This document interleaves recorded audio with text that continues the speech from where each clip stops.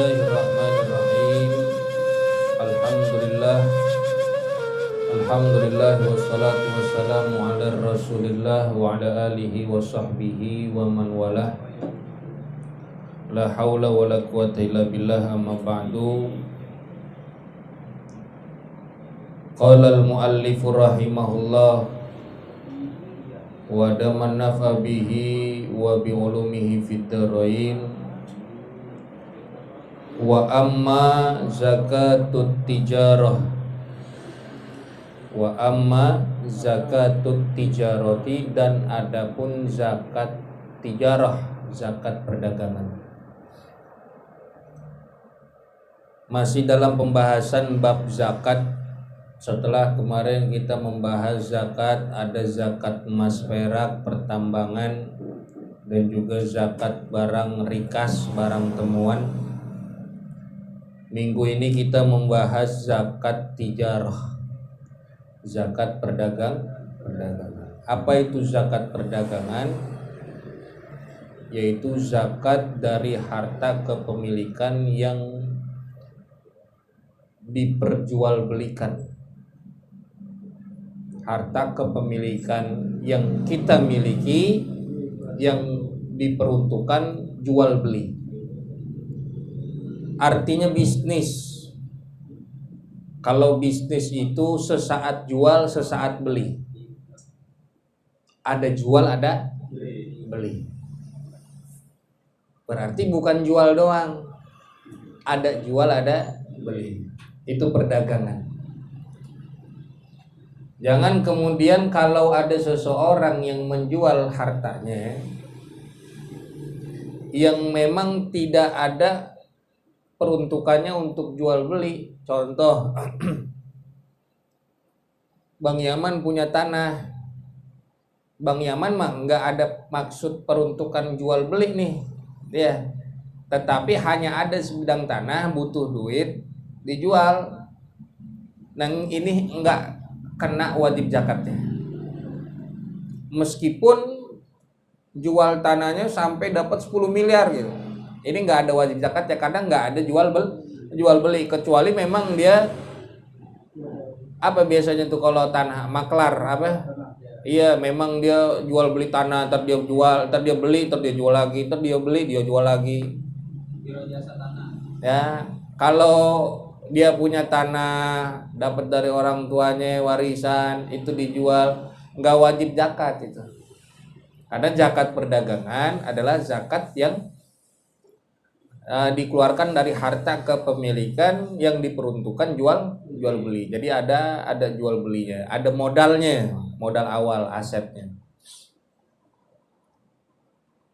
Fanisabuha, makan nisab daripada zakat perdagangan itu, zakat tijarah nisabnya adalah nisabu masturiyat bihi minan naqdaini.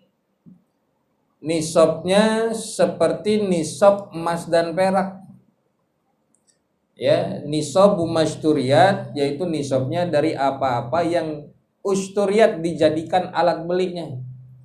Minan naqbihi minan naqdaini, dari emas dan perak. Jadi ngikut ke nisab emas dan perak. Nisab emas kemarin berapa? 20 dinar. Ya, perak 200 dirham. 20 dinar berarti 85 gram. Kalau perak berarti berapa? 595 gram. Ikut nisabnya itu. Wala yutabaru illa akhirul hauli, dan tidak dianggap, tidak dihitung nisabnya kecuali akhirul hauli, sampai haulnya, sampai 1 tahun. Kalau belum 1 tahun ya nggak wajib bayar zakat. Nah, ini syaratnya. Berarti syarat daripada zakat perdagangan atau syarat daripada zakat tijarah, yang pertama nisabnya mengikut kepada nisab emas dan perak. Yang kedua mencapai haulnya. Paham? Ya. Ntar kita bahas bagaimana cara menghitungnya, berapa besarnya zakat tijarah ini. Wa yajibu fiha, Dan wajib pada zakat tijarah rubu usril qimati, 2,5% dari aset, dari modal, dari harga barang dagangan yang dibeli. Contoh gini, modal Hadi untuk membeli dagangannya itu 50 juta. Ya, dari modal tuh 50 juta, dia usaha, berkembang, mendapat keuntungan 100 juta. Berarti total dia punya harta ada berapa? 150 juta. Dia mulai membeli barang dagangannya itu pada bulan, contoh bulan Ramadan. Pada bulan Ramadan, maka wajib bayar zakatnya itu ketika 1 tahun, yaitu bertemu lagi bulan Ramadan. 50 juta dia modal awal buka tak di bulan Ramadan. Dia usaha, dia dagang sampai mau terakhir ketemu di akhir Sya'ban, dia mendapatkan keuntungan 100 juta, maka nanti dihitung zakatnya 2,5% dikalikan modal ditambah keuntungan. Total harta yang Hadi miliki selama 1 tahun itu 50 juta ditambah 100 juta keuntungan, 150, 2,5% dikali 150 juta. Itulah zakatnya. Berapa itu? Ya segitu dah. Ya. Belum dihitung dengan misalkan dia punya pekerja, nah dipotong berarti. Atau dia punya hutang, maka modal total, pokoknya ketentuannya total. Modal modal ditambah dengan keuntungan dikurang dengan hutang tadi, baru dikalikan 2,5%. Kalau ada hutang, kalau ada piutang berarti kan dia punya lebihan lagi tuh. Ya. Bedanya utang kan duit kita dipinjam orang, bedanya utang itu adalah kan kita minjem orang, piutang itu duit kita dipinjam orang. Itu zakat perdagangan, simpel, gampang. Nah, yang perlu diketahui bahwa modal itu tidak harus dan tidak mesti mencapai nisab. Modalnya Hadi tadi 50 juta. Nah, kalau 50 juta itu kan nggak sampai nisab. Benar gak? Modalnya Hadi itu kan nggak sampai nisab.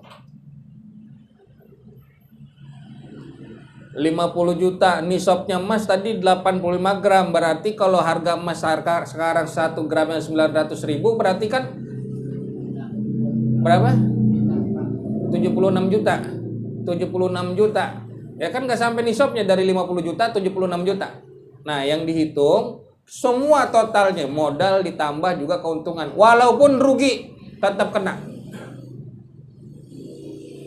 Ya, walaupun rugi, misalkan modal 100 juta. Ya kan? Ternyata berkembang usaha keuntungan rugi 50 juta. Nah, tetap dihitung. Yang dihitung 100-nya itu tadi modalnya dia, dikalikan 2,5%. Jadi walaupun rugi, zakat perdagangan mah tetap kena, wajib. Paham gak? Gampang kan ngitungnya? Yang penting ketika kita mau berusaha, dicatat awal mula kapan kita mulai buka perdagangan tuh. Biar nanti pas 1 tahunnya, sebelum ketemu 1 tahun, 1 hari sebelumnya kita udah ngitung buat zakatnya. Nggak bisa zakatnya di awal tahun. Ini pendapat yang mutamat, zakatnya di akhir tahun. Meskipun ada yang dikatakan bahwasanya zakatnya boleh di awal atau di akhir. Tapi pendapat yang mutamat, yang sahih, zakatnya di akhir tahun. Istilahnya kalau kata orang sekarang tutup buku. Ya kan? Tutup buku. Tapi nggak mesti tutup buku itu tahun baruan Desember Januari, enggak. Kalau zakat perdagangan itu 1 tahun ketika dia mulainya bulan, makanya yang dihitung bulan Hijriah, jangan Masehi. Ya. Kang Jamal usaha dagang mulai buka bulan Rabiul Awal dan tak ketemunya Rabiul Awal. Ini yang benernya, jangan dihitungnya Maret ketemu Maret, jangan. Ya, lebih kalau begitu. Ya, curang itu. Ya, lah kalau Masehi kan hitungannya lebih.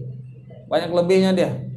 Tapi kalau Hijriah pas, dia hitung dari Rabiul Awal, ya ketemunya Rabiul Awal. 1 hari sebelumnya kita sudah mulai menghitung biar ketemu berapa zakatnya. Jangan udah lewat, ntar lewat lagi tuh kelebihan lagi uangnya. Sehari aja kan bisa dapat keuntungan, ya enggak? Udah zakat usaha modal tadi 100 juta, keuntungan 100 juta, dapat 200 juta. Nah, dikalikan 2,5%, itulah zakatnya. Paham ya? Nah, kalau kita mau mengikut nisab emas, kalau mengikut nisab perak, ya hitung aja. Berarti berapa ya? Dari 595 gram berapa harga perak? Kalau tadi harga emas kan segitu nisabnya 76. Ya. Kalau sudah mencapai nisabnya dari yang 76 juta, nah kena dari modal plus keuntungan dikurang dengan yang lain-lain hutang dan kerugian, totalnya berapa? Kalau mencapai nisab. Nah, tapi kalau nggak mencapai nisab, ya nggak wajib zakat.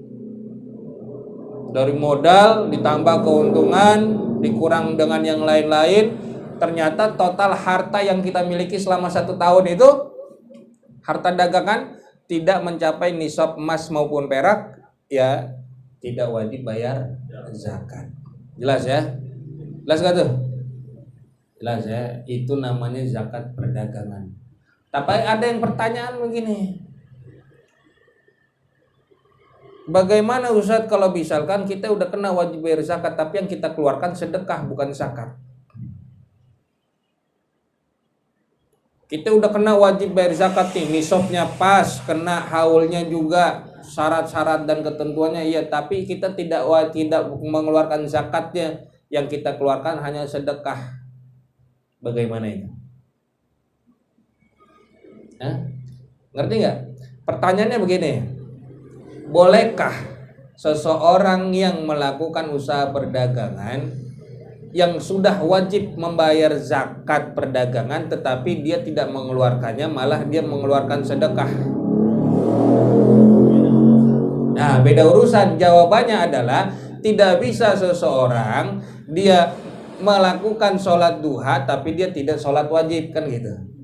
Kan yang wajibnya harus tuh sholat 5 waktu, tetapi dia mengerjakan sholat sunnah, duha, tahajud. Kayak orang puasa Senin Kemis tapi puasa Ramadan kagak. Nah, kayak begitu.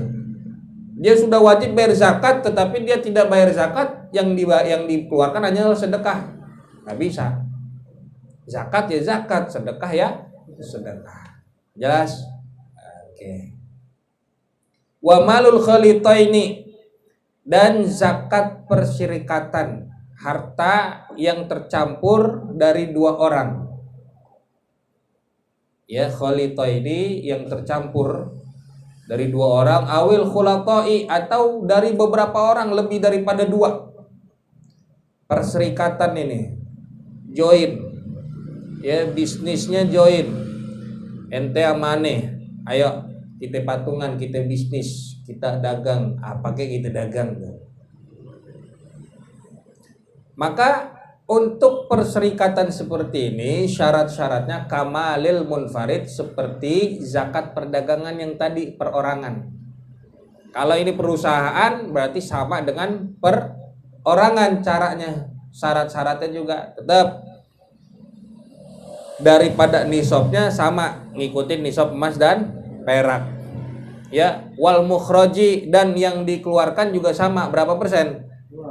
2,5%. Idza kamulat syurutul khulatati, apabila telah sempurna syarat-syarat daripada perserikatan itu. Apa yang dimaksud dari syarat-syarat perserikatan? Nah, ini yang harus kita ketahui di saat kita ingin bekerja sama di dalam satu bidang bisnis, ya, kita harus tahu apa syarat-syaratnya. Yang pertama, kalau ini untuk zakat harta perserikatan, yang pertama tentunya mencapai nisabnya. Ya nisab emas maupun perak, nisab emas atau perak. Yang kedua tentunya mencapai haul. Ini syarat zakat perserikatan. Satu mencapai nisab, yang kedua mencapai haul, dan yang ketiga harta yang sejenis. Jadi yang didagangkan sejenis. Sapi sama sapi. Jangan aneh bawa sapi, ente bawa kambing, ini nggak sejenis. Ini nggak wajib bayar zakat. Harus sejenis. Saya dagang sapi, ente dagang sapi, ayo kita join, kita kerjasama. Nah ini, kalau sudah mencapai nisab, haulnya, hartanya sejenis, maka dia wajib bayar zakat. Jadi hartanya harus sejenis, nggak bisa beda. Kemudian yang keempat, yaitu ketentuannya Islam, merdeka dan sebagainya. Ya mukallaf, tamyiz, ya syarat-syaratnya. Nah, kalau aneh Islam, dia bukan Islam, nah itu nggak kena. Jadi harus sama, satu keyakinan, satu agama, Islam, merdeka, mukallaf, ya, dan juga tamyiz. Itu syarat-syarat zakat perserikatan. Nah, zakat perserikatan itu